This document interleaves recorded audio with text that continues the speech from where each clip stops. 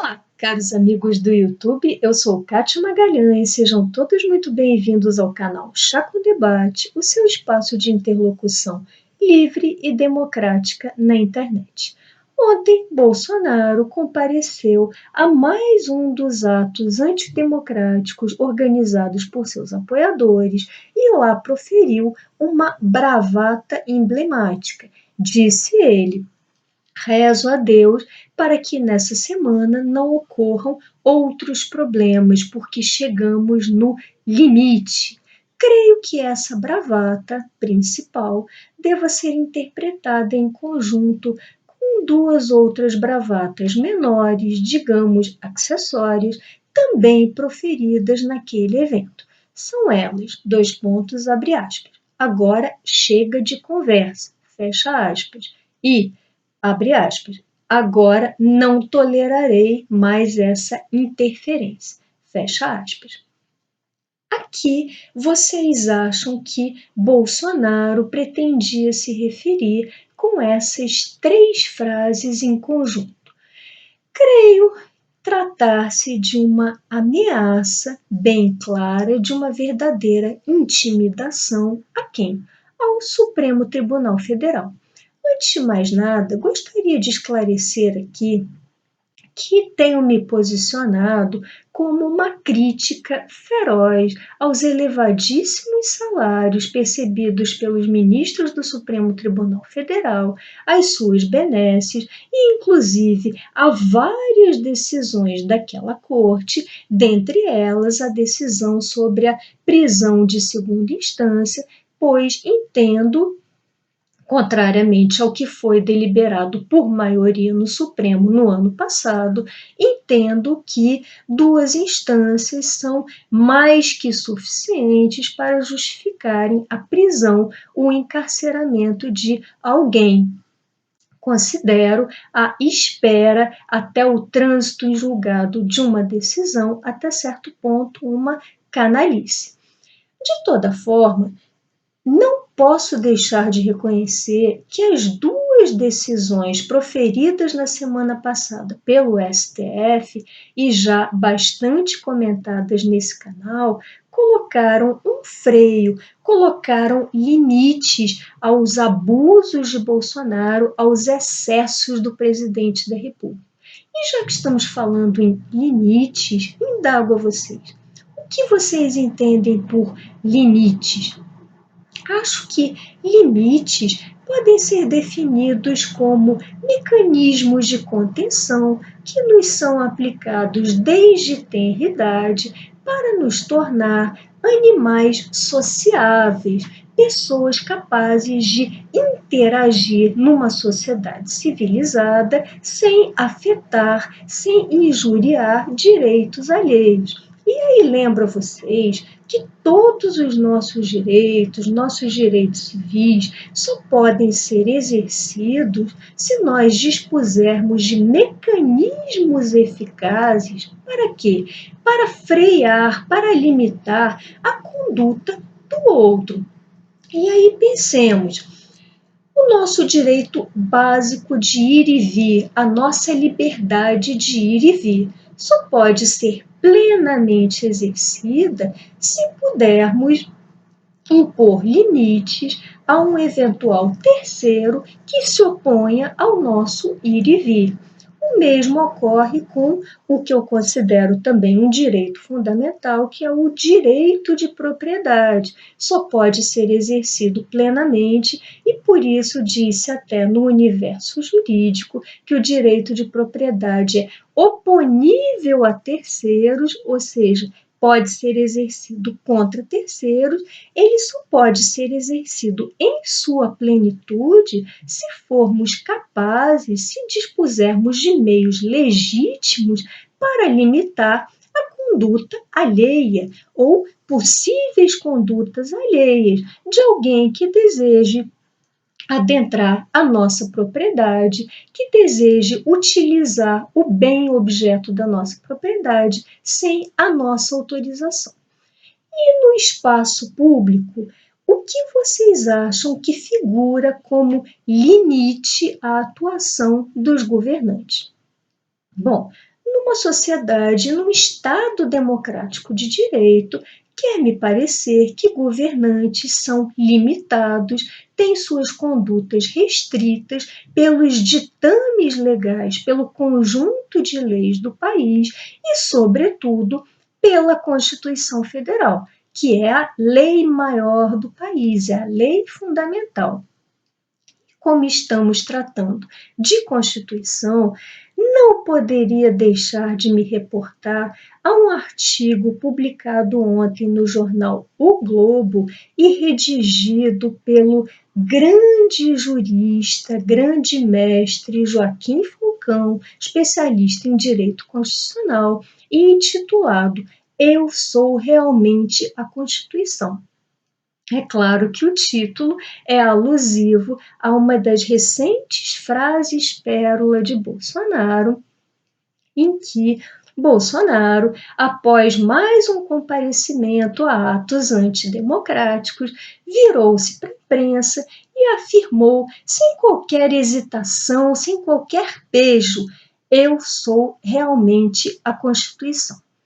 No artigo do professor Falcão, ele começa por nos colocar o que seria um problema psíquico político da mente de Bolsonaro. Na visão de Falcão, Bolsonaro deve acordar todos os dias e se perguntar: ora, como vou conseguir me manter no cargo com uma Constituição dos outros, com uma Constituição que não foi feita por mim, não foi pactuada por mim? A Constituição são os outros. Qualquer Constituição pressupõe alteridade, pressupõe um acordo de vontades entre segmentos muito diversos de uma sociedade, entre partidos políticos diferentes, entre interesses diferentes e muitas vezes divergentes, mas que entendem que exatamente para chegarem a um convívio social minimamente harmonioso e civilizado, necessitam de uma Constituição. E, ao longo do artigo, o professor Falcão se refere às duas decisões do Supremo que aludimos aqui. Primeiro, a decisão do ministro Celso Mello, que deliberou dar início a inquéritos para a investigação de possíveis crimes praticados por Bolsonaro. É claro que se trata de uma decisão que visivelmente restringiu o poder, limitou a figura de Bolsonaro, pois admitiu a possibilidade daquela figura, daquele presidente da República, ter incorrido em ilícitos, em outras palavras, colocou em xeque a regularidade, a própria licitude de várias condutas de Bolsonaro. E a segunda decisão, que foi do ministro Alexandre de Moraes, também muito comentada aqui neste canal, suspendia o decreto de nomeação do senhor Ramagem, que, como é fato notório, amplamente divulgado na mídia e jamais negado pelos interessados, aparece como amigo íntimo de Bolsonaro e de todo o seu clã. Também uma decisão que restringiu em muito o poder de Bolsonaro, inclusive implicou numa revisão judicial de um ato administrativo, o que é um evento raro, como já comentamos aqui também, mas que naquele caso se justificava, porque diante de todas as provas, Bolsonaro parecia mesmo ter incorrido num desvio de finalidade. E aí prossegue o professor Falcão comentando que a Constituição bolsonarista está vigente em paralelo à nossa Constituição Federal. Por quê? Porque a Constituição bolsonarista menospreza os valores democráticos, menospreza as instituições, menospreza a vida humana ao demonstrar uma completa indiferença para com as pessoas afetadas por Covid, ao demonstrar uma insensibilidade diante do aumento dos casos de óbitos por coronavírus. Essa é a Constituição bolsonarista, para não dizer que a Constituição bolsonarista também menospreza a realidade econômica que tem sido vivenciada por todos nós, esse caos na economia completamente sem precedentes. Mas essa é a Constituição bolsonarista, que longe de ter sido uma Constituição pactuada por diversos segmentos, marcada por debates, por contraditório, pelo diálogo entre diferentes, é uma Constituição única, porque é uma Constituição baixada, decretada por essa pessoa que pratica um verdadeiro culto à sua personalidade e que parece achar acima das leis, acima dos ditames deste país.